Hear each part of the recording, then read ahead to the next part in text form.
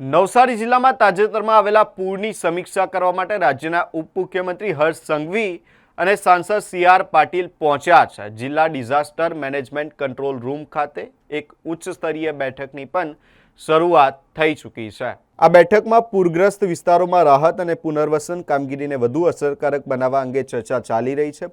બેઠકમાં પૂરથી પ્રભાવિત નાગરિકોને તાત્કાલિક સહાય, રોગચાળાના નિયંત્રણ માટેની વ્યવસ્થાઓ તેમજ આર્થિક સહાય સહિતના વિવિધ મહત્વના મુદ્દાઓ પર મંત્રણા કરવામાં આવી રહી છે.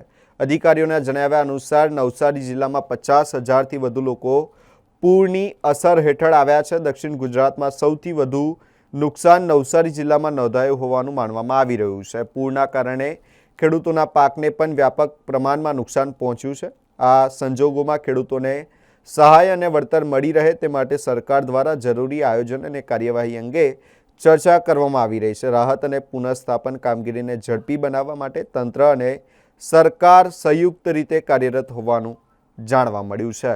નવસારી જિલ્લા તેમજ ઉપરવાસમાં પડી રહેલા ભારે વરસાદને પગલે સમગ્ર નવસારી શહેર ને જો ગણદેવી, બિલીમોરા, ચીખલીની જો વાત કરવામાં આવે તો પૂર જેવી પરિસ્થિતિનું નિર્માણ થયું હતું. ત્યારે નવસારી શહેરમાં પણ પૂર જેવી પરિસ્થિતિનું નિર્માણ થવા પામ્યું હતું.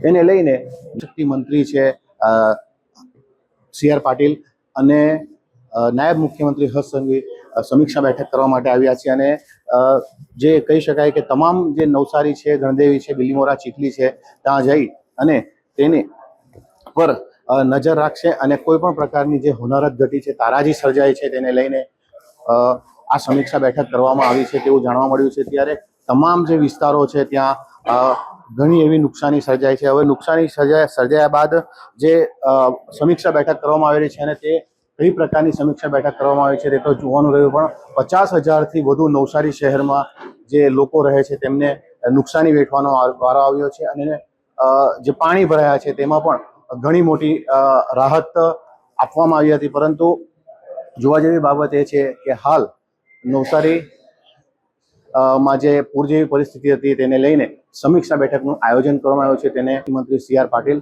અને નાયબ મુખ્યમંત્રી હર્ષ સંઘવી સમીક્ષા બેઠક ડિઝાસ્ટર ખાતે કરી રહ્યા છે. Minister spark news Navsari.